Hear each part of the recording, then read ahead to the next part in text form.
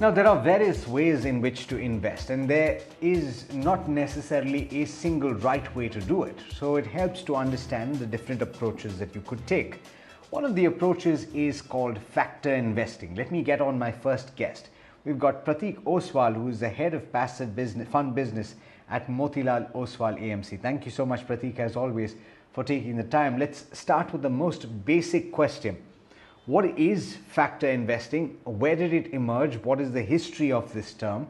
And how does it relate to investing in India? Thanks, Alex, for having me on the show. When you look at the investing landscape, I think there is obviously a side of investing, called rules-based investing, which is basically investing on the basis of certain rules, predetermined rules. And within that, you have two different types of funds. One are called quant funds, and the other one is called factor funds. Quant funds are basically funds where you really don't know what the underlying rules are. That's the secret sauce of the asset management company. And the whole idea behind a quant fund is to outperform the benchmark. The other side of rules-based investing are called factor funds, which are very early days for factor funds. But, we see a huge opportunity in this space for investors, for you to get more options into investing. For example, in the US, factor funds are about $3.5 trillion worth of investments, which is by I think comparison more than India's GDP. So pretty big way of investing. And factor funds, unlike quant funds, are funds where the rules are completely I would say transparent. So investors know basically what rules govern those funds. So let me give you an example. You have different factors, and factors are essentially styles of investing. I'm sure a lot of investors out there would have heard of, momentum, would have heard of value, would have heard of quality, would have heard of, low volatility or, stability in terms of investing. And these are essentially, I think factors. And an investor essentially can, get access to these, portfolios with follow these strategies through our factor fund. Factor funds have been around for, I would say almost half a century. And obviously they're also coming to India in a very big way as well. But let me give you an example of what factors could mean to investors by taking advantage of an analogy. Suppose you wanted to buy a car today, and you are looking at certain qualitative metrics like the longevity or the fuel economy, all of that. So that would be qualitative metrics, and basically that's how you would filter out which car you would buy. A quality fund is very similar. You would essentially take the entire universe of stocks and basically add some quality filters like ROCE or long-term profitability, which would come to an underlying set of that you would invest in. So essentially, just like quality, you have momentum, for example, where you would want to buy stocks which have done really well in the past and like in the recent past, because history says that these stocks actually end up doing well over a long-term basis as well. So that's basically a momentum factor. You also have low volatility in value. Value is basically buying cheap. You would basically buy these stocks at very low prices in terms of price to book or price to earning. So basically these are all factors. And what the research says is that factors are in between active and passive funds. So they are built to outperform the underlying index, but are also are available for super low cost. So they're basically in between. And what we've seen from study in India in the last 15 years is that most of these factors that I talked about have actually outperformed the benchmark over, say, long time periods, and they're also now available at very low cost. So I think they sort of are enable investors today to maximize their wealth while also saving costs.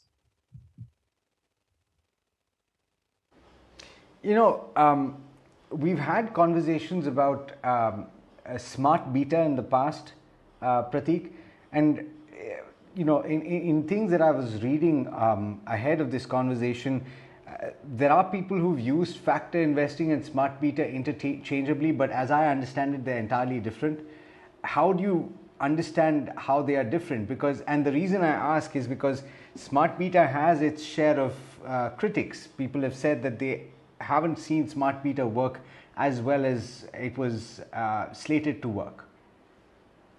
Yeah. So that's actually true. I think if you I would say you have beta indices, which is your traditional Nifty 50 Sensex, and then you have smart beta, which is essentially a term coined for coined by Wall Street to talk about funds that are smart in the sense that they would do better than beta funds.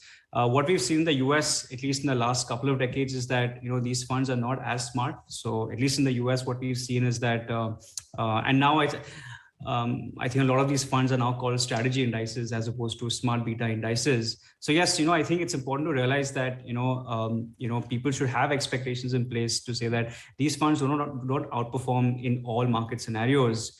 Just like most or almost all actively managed funds out there, you will see bouts of underperformance and outperformance. So I think investors looking at these funds, should ideally have a long-term approach when it comes to these sort of strategy indices. But the idea behind these indices is to get investors give investors access to a certain strategy.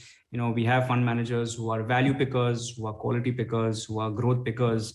You can get access to that particular strategy in the form of a strategy indice or a factor fund.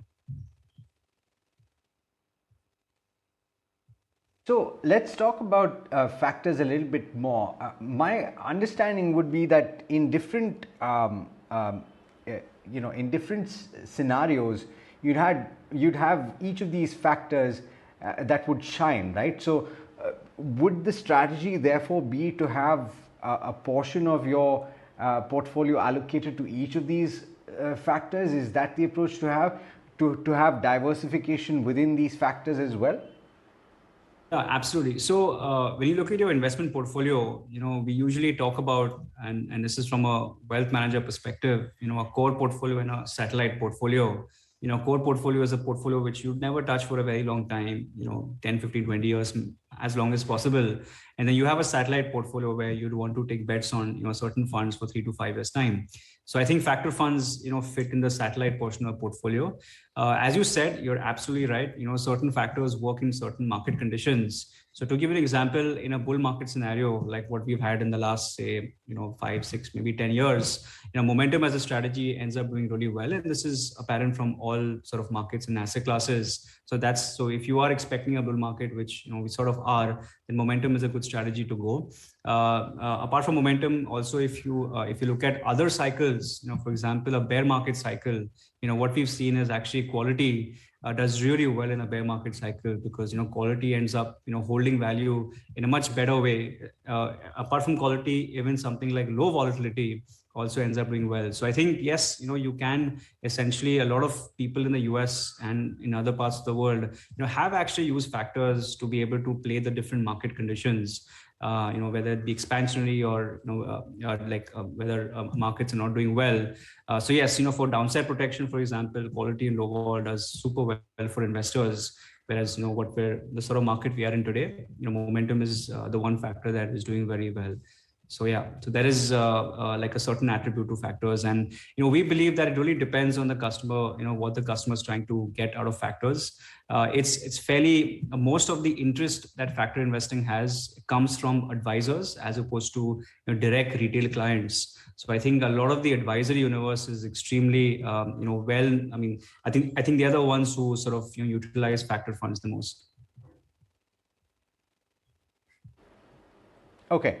I want to talk about the nitty-gritties of it. Like, for example, if I were to talk about a quality factor-based fund, how would it work? In that, where does the fund manager come in? How, at what stage? So I'm guessing because it's a factor, you're setting the rules right at the onset, right? And there are filters that are then put in place, and that would then determine the number of stocks that get selected. Could you take us through how this works? So, unlike obviously, actively managed funds where you have a fund manager who's taking a call about which stock to buy, which stock to sell, factor funds are actually passive funds. So there is not really a fund manager, you essentially are trying to replicate an index, so for a lot of the factor funds that are out there, you are basically replicating a Nifty or a BSE sort of index that's, sort of capturing those factors. So there is not a really like a lot of any sort of involvement of a fund manager, which is good because you're completely, I think the bias is not there. You know that quality is subjective.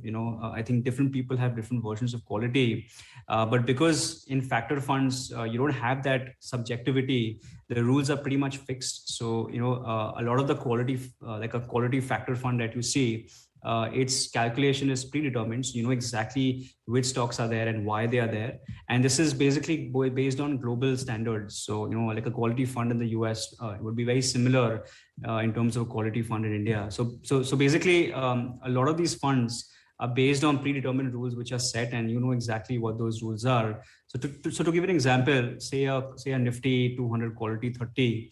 It's basically the top 200 stocks in the Nifty, which is top 200 companies in India.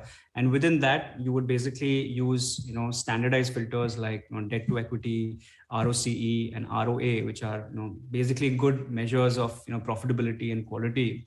And essentially, you would basically take the 200 stocks and choose the ones that have the best quality sort of characteristics, and you would invest in those 30 stocks which that. So what you've seen is that instead of you as a retail investor trying to do stock selection on your own, a quality sort of factor fund, like a quality index fund, will do that job for you in a very sort of rules based and a non-biased way. So you can ensure that there will be no sort of changes in strategy that you'll see in the fund. So that's basically how the quality fund is structured, and it goes the same for whether it is for low volatility or value.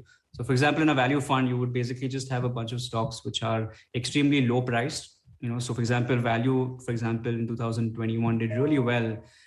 So I think it really depends. So the rules really determine like the stocks that you end up investing in. And that's how sort of factor funds are different, because you get to invest in that in a very rules-based framework. Okay. Where does the industry stand right now here in India in terms of regulatory approvals, in terms of products available right now? Yeah. So in terms of I think to my experience, I think where passive funds, or this is ETFs and index funds, were say 2 years back. So 2 years back, I used to do these sort of interviews, and I mean the way I talk about factor funds was how I used to talk about index funds and ETFs. So I think that's where I think the market is. There are a few products out there, but there's not a lot of education out there about what factor funds are. So I believe it's early days, for this, but we'll see a host of products coming in over the next year or so within this sort of domain of factor funds. I think you have obviously the broad-based funds which are doing really well, like a Nifty or a Sensex. But in India, I think people tend to be I think be a little bit more return chasing or yield chasing, which may or may not be a good thing. But I think factor funds have demonstrated the best of both worlds, where you have low cost and you also have historically high returns. So I think that's the sort of spot where these funds stand, and very early days, but obviously the next 3 to 5 years we'll see a lot more action happening in this space. I want to ask a more broad-based question. We've spoken about factor funds, but as head of the passive business, you probably have a lot of insight into this. What is the kind of response that you're getting, that people have now? Is there more of an active participation? Is there more interest in that? Passive investing traditionally, Pratik, and conversations we've had in the past, is a great pitch for the core of your portfolio, and then you can build it like you build with building blocks, right? So have you managed to get that conversation out? What's your experience been? Yeah, so I mean, this is on overall sort of the index fund ETF space, or just factors? No, it's on everything. It's on passive investing as a whole. Yeah. So I think overall, we've at least I think there has been a lot happening in this space. A lot of newer AMCs coming in, a lot of new products happening. I think last year there were a record number of fund launches in the passive index funds and ETF space. So I think overall, at least I mean MOMC, our strategy has been building blocks for asset allocation. we strongly believe that a lot of conversation on fund selection is going to sort of go into asset allocation over the next 5 years, and we want to obviously provide building blocks for that to all our advisors and all our customers. And so far the pickup has been great. I think in addition to obviously more funds in the space which have taken off in terms of assets, if you look at just monthly flows, there's a lot of flows coming in passive funds, and it's mostly retail. But I think now going forward, you're seeing a lot more flows from institutional and also HNIs. I think a big sort of lead in this industry is coming from a lot of these fintech platforms. So they have been extremely, been sort of the forefront of, I think educating, index funds, ETFs to investors. So I think they have been the lead over the last couple of years. And also in addition to obviously these passive funds, those broad vanilla, what we've also seen is a huge explosion in asset classes. So for example, international investing was an asset class that didn't exist 2 years back, and now obviously it's become huge. You had debt index funds and ETFs. I think no one really thought debt would do well, but that has exploded. And also you had gold and silver. So I do think that I think asset allocation has really become big. And when it comes to asset allocation, it's all about asset classes. So within the equity space, obviously people are going with, I think active and passive both are there. But within other asset classes, say international, gold, debt, that's where really passive has really taken off in a very big way. At least what we've seen in the last couple of years. Well, it's been an absolute pleasure speaking with you. Thank you so much for taking the time. Thanks, Alex, for having me out here. Thank you so much.